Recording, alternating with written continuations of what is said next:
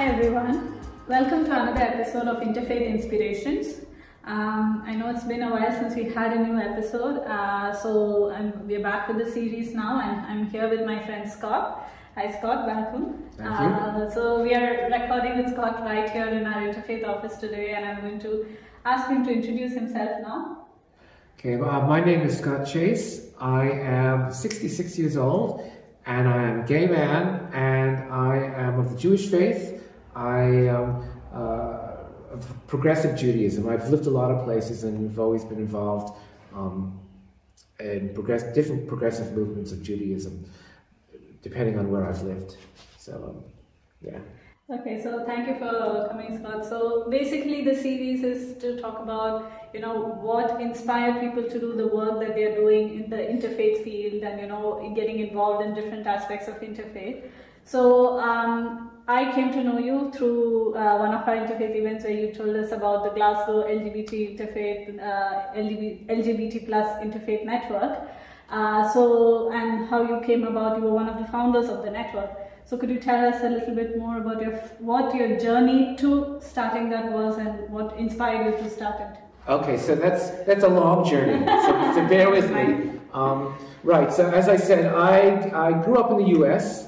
As Reform Judaism, which is the largest movement in the U.S., and we were what you would call once-a-year Jews, which means we normally only went to synagogue on the high holy days of the Jewish New Year, Rosh Hashanah, and Yom Kippur usually, and then maybe at Passover we would go to a Seder. But I did have a religious education. My parents sent us to Sunday school and Hebrew school, and I was bar mitzvah at age 13. But after that, I just kind of fell away. I was involved in other things, and then struggling with my sexuality. And I came out of the closet after graduating from university at 22 and moved across the U.S. from the East Coast all the way to the gay Mecca of San Francisco, where I did come out of the closet. And after a year of doing things, one thing that interested me was I joined the gay men's chorus because that is something, I love singing music, and I found people of similar interests. But I was looking for a bit more and came across the LGBT synagogue, Sha'ar Zahav, which is one of the first LGBT synagogues in the world. And so basically, going to Sha'ar Zahav in San Francisco, weekly basis, getting very involved, discovering my Judaism, and feeling really comfortable with it. After years of being not so sure, being around LGBT Jews, and so that was really great. But interestingly, at the time, I asked the question to myself, this is really great. I'm with LGBT people who are also Jewish, so we have all this in common. But wouldn't it be great if there were no need for an LGBT synagogue? Right. That I could just join the mainstream ones? So that's a question that's been hanging for many years, and I'll maybe get to that in a bit.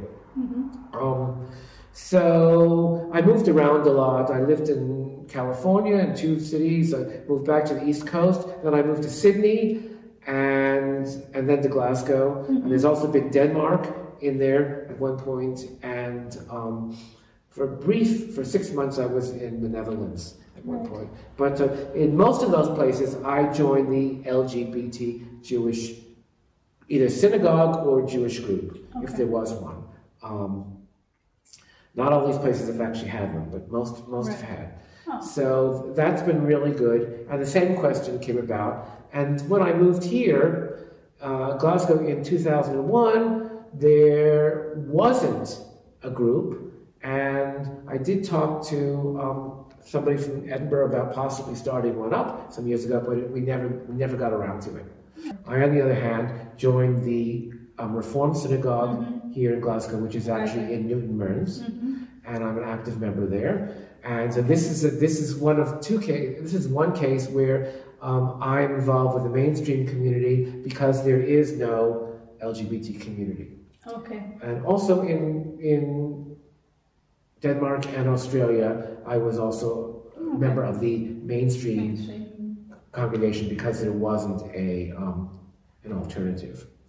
So, with regard to an interfaith network for LGBT plus people, why do you feel, or why was there a need to start there, and how did it make people feel when they were part of that network?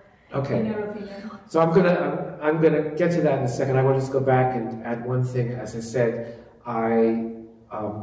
at least within progressive Judaism, the question, I longed for the day that there would not be a need for an separate LGBT synagogue. And that day, I've been a member of a mainstream congregations for many years, where I am fully accepted. So it's kind of there. But there's still needs. There are a lot of people who still feel, as they're coming out, they need this, maybe where they're fully supported. With an LGBT Jewish group. So with regard to the interfaith, I would say it's much of the same thing. Right. And so there is definitely a need for LGBT people of some of these other faiths where they don't have, where they're not fully accepted in their mainstream faith, to either form their own separate LGBT congregations, or with the interfaith, they can come and join Glyn, which we haven't quite talked about, the LGBT Interfaith Network can join us, and at least in an environment where they could feel more comfortable and accepted, and then share their faith, because I think one of the great things that drew me to interfaith activity is being able to share what my experiences and learn from others. I think it's that's the big part for me. I think it's lovely that there's, you managed to bring a space where everybody can talk about, like your story, like it is, coming out, but, you want to be a part of your faith as well, and this is one safe space to have all of that as well, Yeah. A safe space for you to talk to people, share stories, and, be confident and feel more comforted, I suppose, yes, Yeah. with everybody. Yeah. And I would say, just regarding, you were asking about the founding of Glyn, the Glasgow LGBT Interfaith Network. So back in 2018, I had been coming to Interfaith Glasgow activities, events for a few years. And I was asked by somebody from Interfaith Glasgow if I would like to be a speaker at one of their, I think it must have been faith-to-faith events that they were running at St. Mungo Museum. And so it was an event where on gender and sexuality. Right. And so I was the speaker for the Jewish faith, and there was a young man who spoke for one of the Christian, about another gay man speaking on one of the Christian denominations. So that was, I prepared a PowerPoint, gave a great talk, I think. And in fact, I was invited, there was an older member of our congregation in the audience who basically took his information back to our synagogue, and subsequently I was invited to give the same talk to our, was it Tuesday lunch club? I can't remember, which is basically the older people. Oh, okay. So I gave that talk. And after I gave the talk at St. Mungo, I met Katie, who was volunteering with Interfaith Glasgow, who suggested that we sit down and discuss an LGBT interfaith organization. So we got together and we brainstormed, and the next thing I knew, we were handing out business cards at the Glasgow Pride in 2018, which is like a couple of months after I had given this talk. So everything happened pretty quickly. We formed this nascent network, and our first real event was an evening at the Unitarian house or church, or what they call on Berkeley Street, during Interfaith Week, where several of us made presentations. I basically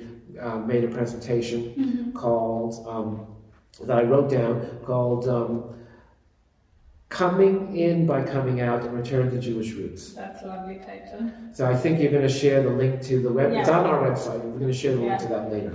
And there was some other, so I think one person wrote a poem, and there was some other things. So we had a lovely evening, and we've tried to duplicate some of that over the past few years to do some of that. So we haven't been active. COVID kind of shut us down, but we're not dead yet.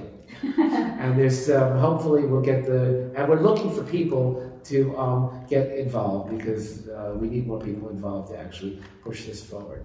So yeah.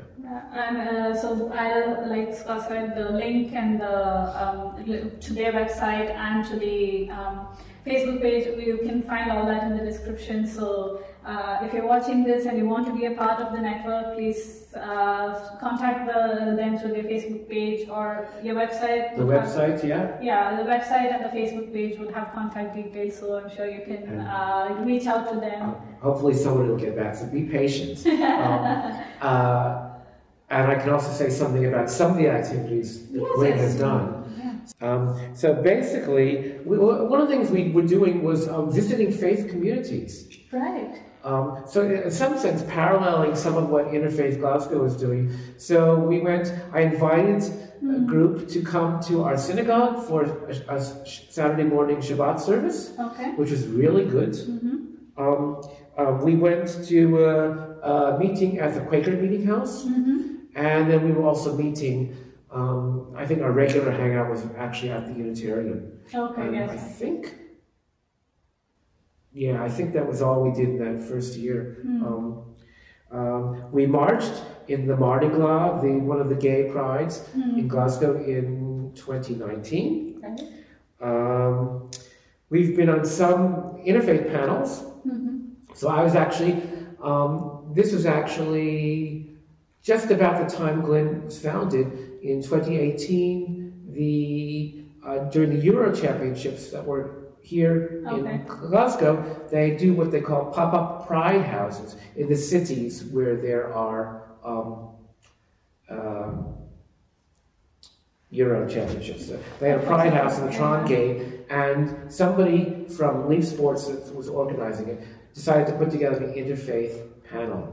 So I was one of the speakers, and one of our Quaker member was one of the speakers, and we had actually one of the gay ministers, Kelvin from what's the name? The Kelvin Bridge Church. He was one of the speakers. So we had a good panel, and then we had two Muslims. One came all the way up from London. Oh wow! Well, he's from Glasgow originally, but so there was a good turnout. Well received. So we've been on interfaith panels also through Glasgow Uni, the student union, has organized a couple of them. And during lockdown, we've done there were a few things that were on Zoom as well. So yeah, there's a lot more that I think we'd like to do, but we need people that help us do these things. I mean, so if you're watching and you want to be a part of the network, this sounds like something you would enjoy being a part of, and this is a good safe space.